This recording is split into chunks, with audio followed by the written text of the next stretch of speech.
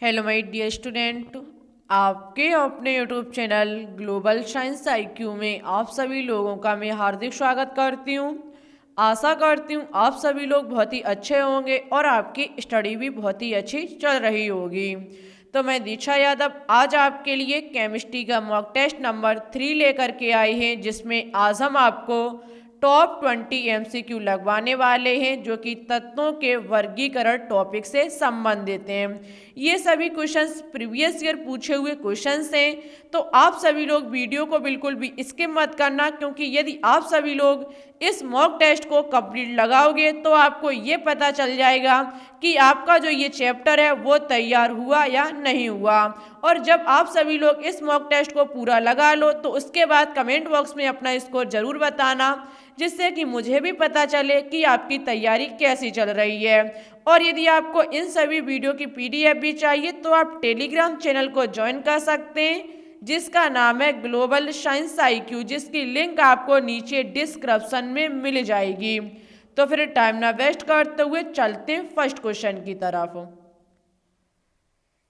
First question है कि एक परमाणु का इलेक्ट्रॉनिक विन्यास 1s2, 2s2, 2p6, 3s2, 3p6, 3d3, 4s2 है। आप इसे किस वर्ग में स्थान देंगे? देखो, किसी भी एलिमेंट का यहाँ पर इलेक्ट्रॉनिक विन्यास दिया जा रहा है, आपको इसके वर्ग का पता करना है। ठीक है, तो हम सबसे पहले क्या करेंगे, ये देखेंगे कि ये किस एलिमेंट का इलेक्ट्रॉनिक विन्यास है। ठीक है, तो हम इसके इलेक्ट्रॉनों की संख्या को गिन लेंगे, क्योंकि यदि मुझे इलेक्ट्रॉनों की संख्या पता चल गई तो हम प्रोटॉनों की संख्या का पता कर लेंगे, क्योंकि प्रोटॉनों की संख्या जो होती है वो इलेक्ट्रॉनों की संख्या के बराबर होती है, या फिर हम कहें तो कह सकते हैं कि प्रोटॉनों की संख्या के बराबर इलेक्ट्रॉनों की संख्या होती है। ठीक है, और यदि हमने प्रोटॉनों की संख्या को पता कर लिया तो हम किसी भी एलिमेंट के परमाणु क्रमांक को पता कर लेंगे, क्योंकि परमाणु क्रमांक बराबर होता है प्रोटॉनों की संख्या।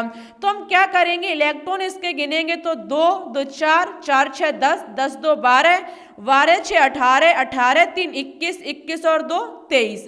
कहने का मतलब है इसमें जो इलेक्ट्रॉनों की संख्या निकल के आई वो 23 निकल के आई।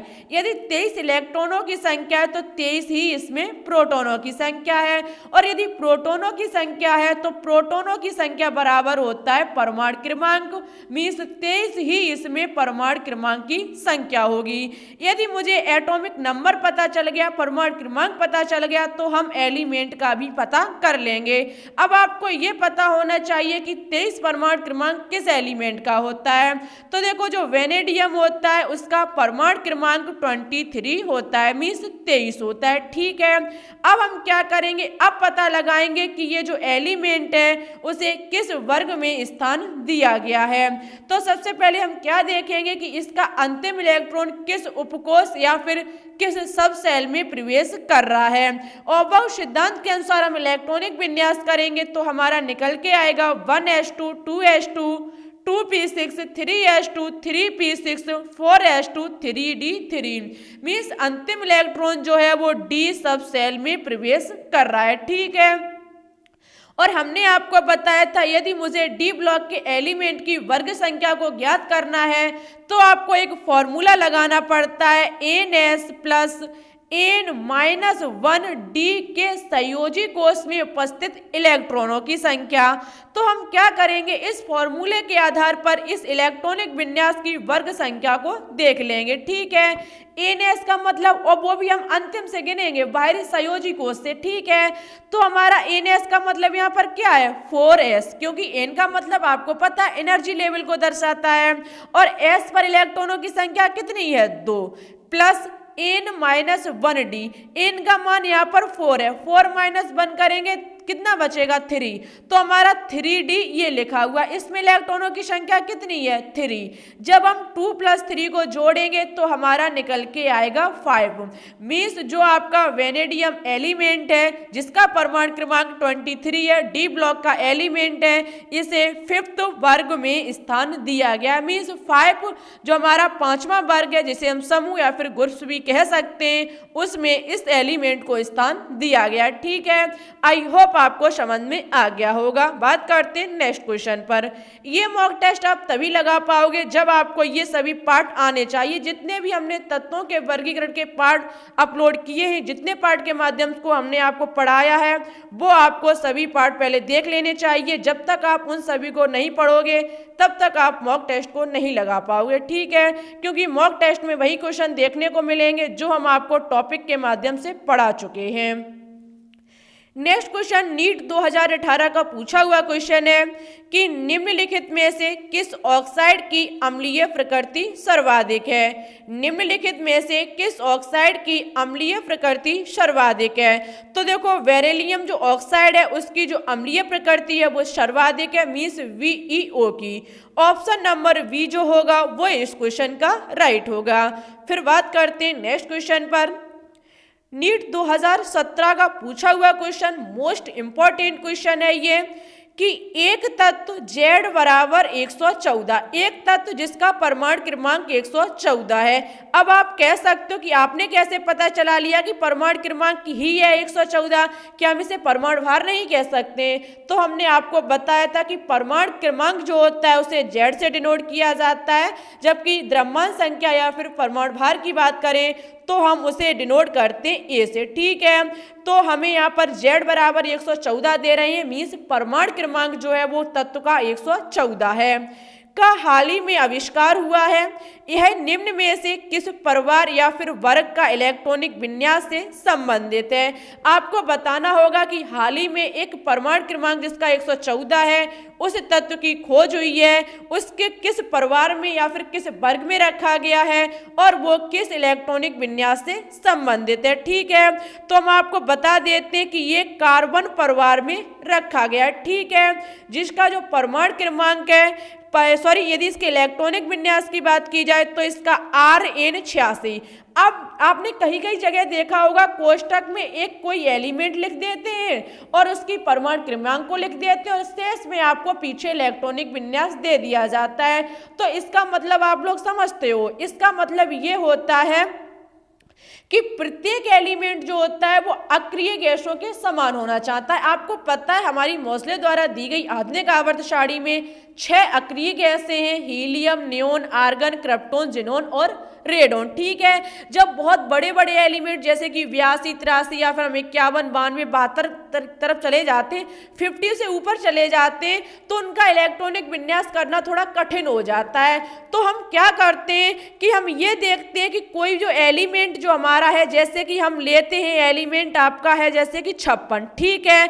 यदि हमारा कोई 56 परमाणु क्रमांक वाला एलिमेंट है तो हम क्या देखेंगे कि इसके आसपास कौन सी अक्रिय गैस है, उस अक्रिय गैस को हम कोष्टक में लिख देंगे और शेष बचे परमाणु क्रमांक का हम इलेक्ट्रॉनिक विन्यास कर देंगे। जैसे कि हमारी जो 56 परमाणु क्रमांक एलिमेंट का होगा उसके आसपास वाली जो अक्रिय गैस होगी वो आपकी होगी जिनोन, ठीक है। तो आप जिनोन जिसका परमाणु क्रमांक होता है 54, ठीक है, 54 होता है। अब आप क्या करो कोष्टक में 54 को लिख दीजिए। अब बचे हमारे कितने 2 परमाणु क्रमांक इसका और शेष बच गया, उसका आप इलेक्ट्रॉनिक विन्यास कर दीजिए, आपका इलेक्ट्रॉनिक विन्यास सही माना जाएगा, ठीक है। तो यही होता है जब बड़े बड़े परमाणु क्रमांक वाले एलिमेंट दे दिए जाते हैं तो हम क्या करते हैं कि उनके आसपास के जो अक्रिय गैस होते हैं उनको कोष्टक में लिख करके उनका परमाणु क्रमांक लिख करके शेष बचे परमाणु क्रमांक का इलेक्ट्रॉनिक विन्यास कर देते हैं, ठीक है। तो जब हम 114 की बात करेंगे तो 114 के आसपास हमारा है रेडोन अक्रिय गैस जिसका परमाणु क्रमांक होता है 86 मीन्स 86। अब हमारे जितने भी शेष बचे हुए हैं उनका कर देंगे हम इलेक्ट्रॉनिक विन्यास, जो होगा हमारा 5f14 6d10 7s2 7p2, ठीक है। इस प्रकार मेरे जो 114 परमाणु क्रमांक एलिमेंट का इलेक्ट्रॉनिक विन्यास निकल के आ जाएगा। याद रखना यदि पूछ लिया जाए कि जो हाल ही में 114 परमाणु क्रमांक वाले इलेक्ट्रॉन वो एलिमेंट की खोज हुई है उसका नाम क्या है, तो उसका नाम आप कॉपी में ज़रूर नोट करें, क्योंकि हाल ही में खोज हुई है तो आपके एग्जाम में इसका क्वेश्चन पूछा जा सकता है। ठीक है, ये नीट 2017 में पूछ भी लिया है ये क्वेश्चन। उसका नाम है फ्लेरिवियम। ठीक है, फ्लेरिवियम इसका नाम है। परमाणु क्रमांक 114 है। ये कृत्रिम रासायनिक तत्व है। ठीक है, और अत्यंत भारी रासायनिक तत्व है। और बात कर ली जाए कि इसका प्रतीक क्या है, तो इसका प्रतीक Fl है। ठीक है, और ये 7वें आवर्त का तत्व है, ये भी याद रखना। देखो हम एक्स्ट्रा जो भी पॉइंट बताएं कॉपी में जरूर नोट डाउन करें कि ये 7वें आवर्त में रखा गया है, कार्बन परिवार का एलिमेंट है। ठीक है, और कार्बन परिवार के एलिमेंट की बात की जाए कि इन्हें किस वर्ग में रखा गया है, तो कार्बन Fi होगा, यहाँ पर Fl नहीं होगा, Fi होगा। ठीक है, और जो हमारे कार्बन परिवार के एलिमेंट हैं उन्हें 14वें वर्ग में स्थान दिया गया है। ठीक है, 14वें समूह में रखा गया है। बात करते हैं नेक्स्ट पॉइंट पर। नेक्स्ट क्वेश्चन है कि निम्नलिखित में से कौन सा ऑक्साइड सर्वाधिक क्षारीय है। निम्नलिखित में से कौन सा ऑक्साइड सर्वाधिक क्षारीय है, तो देखो जो आपका Vi2O3 होगा ये सर्वाधिक क्षारीय ऑक्साइड है। ऑप्शन नंबर सी जो होगा वो इस क्वेश्चन का राइट होगा। नेक्स्ट क्वेश्चन है कि एक तत्व का इलेक्ट्रॉनिक विन्यास 1s2 2s2 2p6 3s2 3p3 है। उस तत्व की परमाणु संख्या क्या है जो आवर्त सारणी में दिए गए तत्व के ठीक नीचे है। क्वेश्चन को घुमा के पूछा गया है, आपको थोड़ा समझना पड़ेगा। एक किसी भी तत्व का, यहाँ पर कोई भी एलिमेंट क्लियर नहीं कर रहे हैं, उसका इलेक्ट्रॉनिक विन्यास दिया जा रहा है और आपको ये पूछा जा रहा है कि ये आवर्त सारणी में जो ये इलेक्ट्रॉनिक विन्यास है उसे यदि हम ये जो एलिमेंट है उससे के नीचे कौन सा एलिमेंट को रखा गया है जिसका इलेक्ट्रॉनिक विन्यास इतना है। अब आप कैसे पता करोगे, तो वही बात, इलेक्ट्रॉनों की संख्या को गिन लीजिए। इलेक्ट्रॉनों की संख्या को गिन लिया तो प्रोटॉनों की संख्या पता चल जाएगी। प्रोटॉनों की संख्या पता चल गई तो परमाणु क्रमांक पता चल जाएगा, और यदि आपको परमाणु क्रमांक पता चल गया तो आपके आगे का भी आपको इलेक्ट्रॉन जो आपका एलिमेंट होगा वो पता चल जाएगा। ठीक है, तो हम क्या करेंगे, इसमें इलेक्ट्रॉनों की संख्या को गिन लेंगे। तो हमारी होगी 2 2 4 6 10, 10 और 2 12 और 15। मीन्स हमारा परमाणु क्रमांक निकल के आ गया 15। और 15 परमाणु क्रमांक किसका होता है, फास्फोरस का। अब आवर्त सारणी में फास्फोरस के नीचे कौन सा एलिमेंट रखा गया है जिसका आपको परमाणु क्रमांक बताना है। तो देखो फास्फोरस के नीचे रखा गया है आर्सेनिक, जिसका परमाणु क्रमांक 33 होता है, मीन्स 33 होता है। इस क्वेश्चन का ऑप्शन नंबर ए जो होगा वो राइट होगा। बात करते हैं नेक्स्ट क्वेश्चन की। नेक्स्ट क्वेश्चन है कि सबसे भारी प्रकृति में पाया जाने वाला तत्व है। सबसे भारी प्रकृति में पाया जाने वाला तत्व है, तो देखो जो थोरियम तत्व है वो सबसे प्रकृति में पाया जाने वाला भारी एलिमेंट है। ऑप्शन नंबर ए जो होगा वो इस क्वेश्चन का राइट होगा। देखते हैं नेक्स्ट क्वेश्चन को। नेक्स्ट क्वेश्चन है कि आवर्त सारणी में कौन से तत्व की उच्चतम इलेक्ट्रॉन बंधुता होती है। आवर्त सारणी में कौन से तत्व की उच्चतम इलेक्ट्रॉन बंधुता होती है। मोस्ट इंपॉर्टेंट क्वेश्चन है। क्लोरीन की जो इलेक्ट्रॉनिक बंधुता होती है वो उच्चतम होती है, सर्वाधिक होती है। ऑप्शन नंबर बी जो होगा वो इस क्वेश्चन का राइट होगा।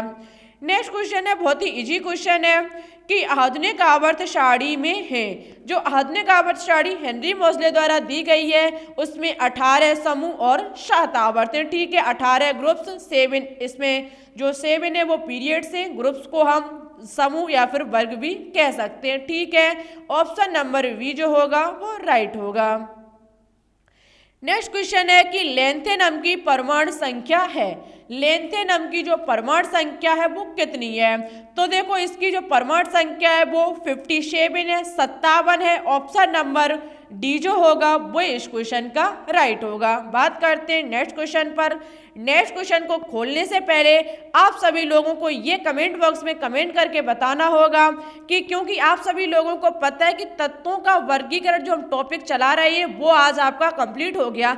आज हमने आपका उसका मॉक टेस्ट भी ले लिया है। अब आपको कमेंट बॉक्स में बताना होगा कि कौन सा न्यू चैप्टर स्टार्ट करें। ठीक है, आप लोगों की डिमांड होगी उसी को हम लेकर के आएंगे। तो आप सभी लोग जरूर कमेंट बॉक्स में कमेंट करके बताएं कि कौन सा चैप्टर शुरू किया जाए। ठीक है, नेक्स्ट क्वेश्चन है कि सेकंड ए समूह के तत्व कहलाते हैं। सेकंड ए समूह के तत्व कहलाते हैं। अब सेकंड समूह ए तत्व का मतलब क्या है? आपको पता है फर्स्ट और सेकंड समूह जो है वो किसके अंतर्गत आते हैं? एस ब्लॉक के अंतर्गत। और एस ब्लॉक का जो फर्स्ट समूह होता है उसमें उपस्थित सभी एलिमेंट को क्षारीय धातुएं कहा जाता है, जबकि सेकंड ग्रुप में स्थित सभी एलिमेंट को क्षारीय मृदा धातु कहा जाता है। इस हिसाब से ऑप्शन नंबर सी जो होगा वो इस क्वेश्चन का राइट होगा, क्षारीय मृदा धातुएं। आगे देखते हैं, आगे लिखा गया है सीई परमाणु क्रमांक 58 उपस्थित है। मीन्स एक एलिमेंट है सीई जिसकी परमाणु क्रमांक की बात की जाए तो 58 है, उपस्थित है। तो आप सभी लोगों को पता है परमाणु क्रमांक 58 से लेकर के 71 तक और 90 से लेकर के 103 तक के एलिमेंट को एफ ब्लॉक में रखा गया। ये क्वेश्चन 2020 में पूछा हुआ क्वेश्चन है। सीपीनेट एग्जाम में 2020 में ये क्वेश्चन पूछा गया था। तो देखो 58 से लेकर के 71 तक और 90 से लेकर के 103 तक के परमाणु क्रमांक वाले एलिमेंट को एफ ब्लॉक में रखा गया है, क्योंकि एफ ब्लॉक की दो सीरीज होती हैं, एक होती है लेंथेनॉइड तो दूसरी होती है एक्टेनॉइड। ठीक है, लेंथेनॉइड सीरीज में 58 से लेकर के 71 तक के और 90 से लेकर के 103 तक के परमाणु क्रमांक को एक्टेनॉइड सीरीज में रखा गया है। ठीक है, तो ये हमारा जो एलिमेंट होगा वो एफ ब्लॉक का एलिमेंट होगा। ठीक है, नेक्स्ट क्वेश्चन को देखते हैं। नेक्स्ट क्वेश्चन है 1s2 विन्यास वाला तत्व उपस्थित होगा। 1s2 विन्यास वाला तत्व उपस्थित होगा। तो देखो 1s2 का मतलब क्या है? 1s2 2 इलेक्ट्रॉन, 2 इलेक्ट्रॉन का मतलब 2 प्रोटॉन, 2 प्रोटॉन का मतलब 2 परमाणु क्रमांक। 2 परमाणु क्रमांक किसका होता है? हीलियम का। अब आप कह सकते हो कि ये जब हम हीलियम का इलेक्ट्रॉनिक विन्यास करेंगे तो हमारा 1s2 निकल के आएगा। ठीक है, अंतिम इलेक्ट्रॉन किसमें प्रवेश किया? एस उपकोष में। आप कह सकते हो ये एस ब्लॉक का एलिमेंट है, लेकिन बेटा एक बात याद रखना, ये एक अपवाद स्वरूप एलिमेंट है।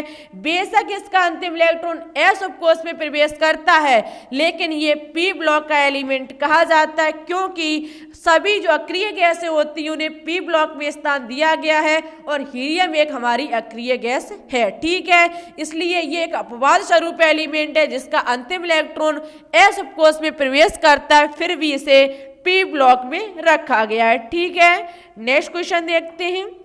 नेक्स्ट क्वेश्चन है, ध्यान से देखना, Cu मीन्स कॉपर परमाणु क्रमांक 29 तत्व होगा। आपको बताना होगा जो आपका कॉपर एलिमेंट जिसका परमाणु क्रमांक 29 होता है उसे किस ब्लॉक में रखा गया है। वही सब कुछ आपको करना है। Cu का इलेक्ट्रॉनिक विन्यास कर लीजिए, अंतिम इलेक्ट्रॉन जिस उपकोष में प्रवेश करे वो उसी उपकोष का एलिमेंट कहा जाएगा। ठीक है, जब हम Cu का इलेक्ट्रॉनिक विन्यास करेंगे तो 1s2 2s2 2p6 3s2 3p6 4s1 3d10 निकल के आएगा। ठीक है, अंतिम इलेक्ट्रॉन किस में प्रवेश किया? डी सब सेल में, 20 ये डी ब्लॉक का एलिमेंट कहा जाएगा। ऑप्शन नंबर सी जो होगा वो इस क्वेश्चन का राइट होगा। नेक्स्ट क्वेश्चन को देखते हैं। नेक्स्ट क्वेश्चन है, बहुत ही अच्छा क्वेश्चन है कि संक्रमण तत्वों में अयुग्मित इलेक्ट्रॉन की उपस्थिति के कारण इनकी चुंबकीय प्रकृति होती है। क्वेश्चन को ध्यान से समझो, हमने ये आपको टॉपिक के माध्यम से भी समझाया था कि संक्रमण तत्वों में, संक्रमण तत्वों का मतलब क्या है? डी ब्लॉक के तत्वों में अयुग्मित इलेक्ट्रॉन की उपस्थिति के कारण, अयुग्मित इलेक्ट्रॉनों की मतलब क्या है कि जो ये हमारे कक्षक होते हैं उनमें इलेक्ट्रॉनों का जोड़ा ना बने। ठीक है, मीन्स यदि हमारा क्लॉकवाइज इलेक्ट्रॉन घूम रहा है तो उसमें एंटी क्लॉकवाइज ना घूमे। यदि हमारे क्लॉकवाइज एंटी क्लॉकवाइज दोनों भरे हुए हैं तो मीन्स हमारा इलेक्ट्रॉन जो होगा वो युग्मित माना जाएगा। और जब किसी कक्षक में ओनली हमारा इलेक्ट्रॉन क्लॉकवाइज भरा होगा तो वो इलेक्ट्रॉन हमारा अयुग्मित माना जाएगा, मीन्स अभी उसका जोड़ा नहीं बना है। ठीक है।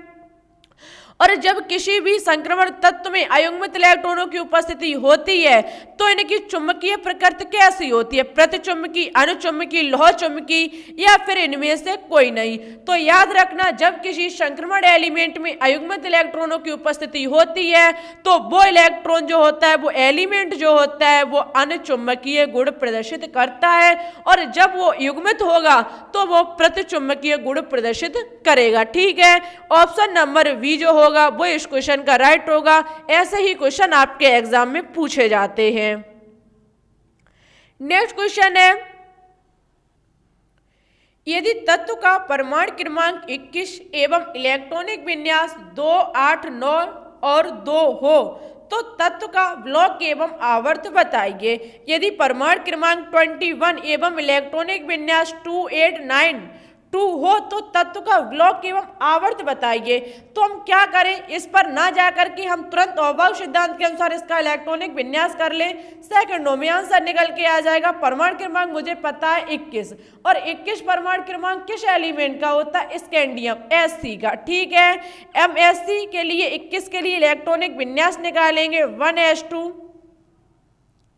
2s2, 2p6, 3s2, 3p6, 4s2, 3d1 निकल के आ जाएगा। मुझे ब्लॉक और आवर्त पता करना है। ठीक है।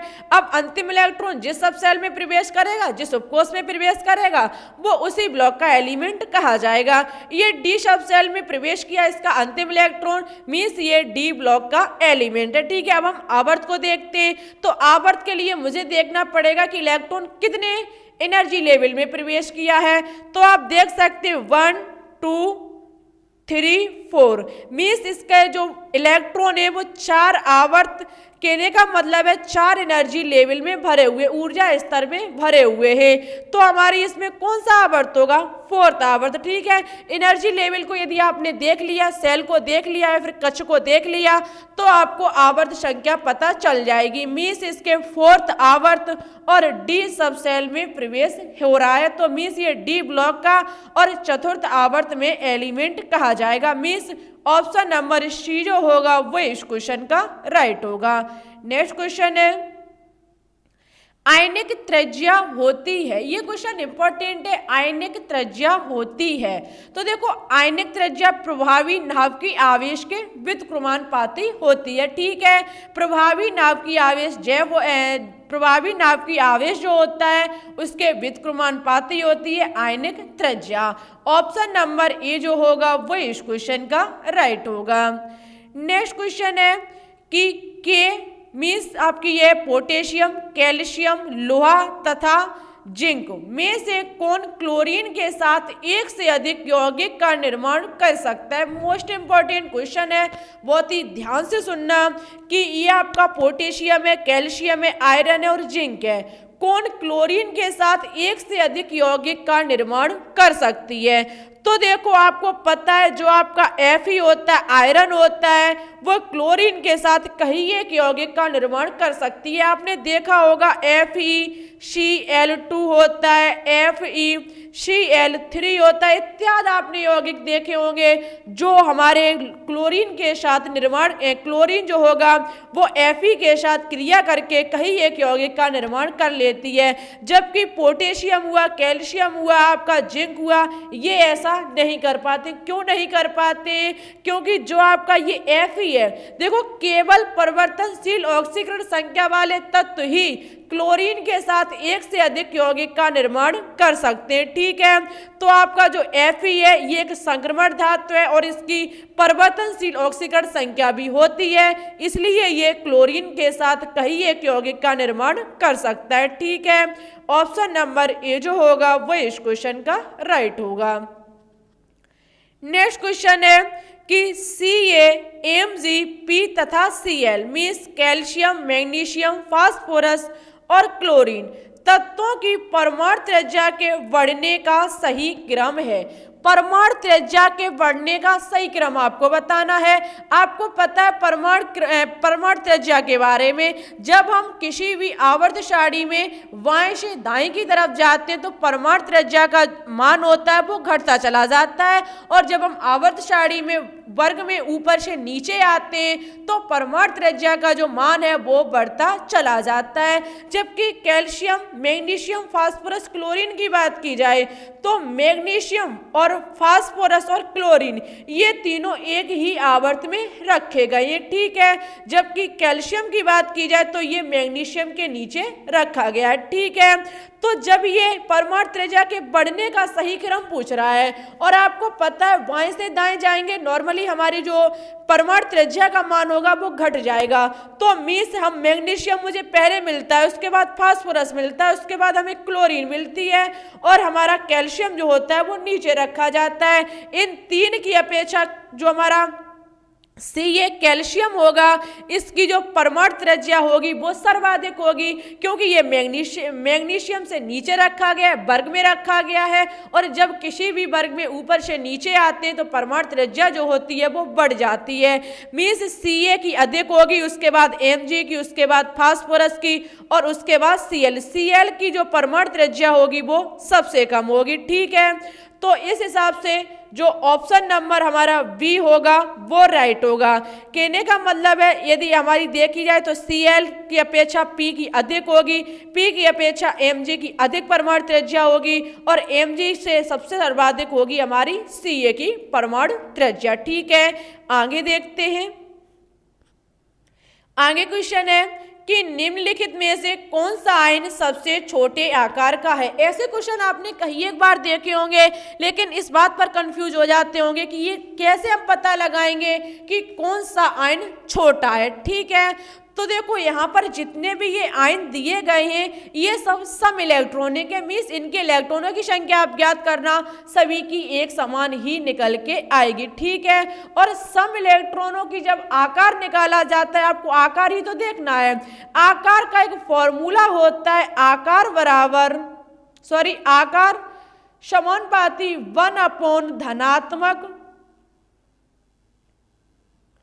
धनात्मक आवेश का मान, धनात्मक आवेश का मान। जो आपका आकार है वो धनात्मक आवेश के मान का व्युत्क्रमानुपाती होती है। कहने का मतलब है धनात्मक आवेश का मान यदि कम होगा तो आकार कैसा हो जाएगा, बढ़ जाएगा, और यदि धनात्मक आवेश का मान बढ़ जाएगा तो आकार जो होगा वो हमारा कैसा हो जाएगा, कम हो जाएगा। और क्वेश्चन पूछ रहा है कि निम्नलिखित में से कौन से आयन का सबसे छोटा आकार है, सबसे छोटा आकार है।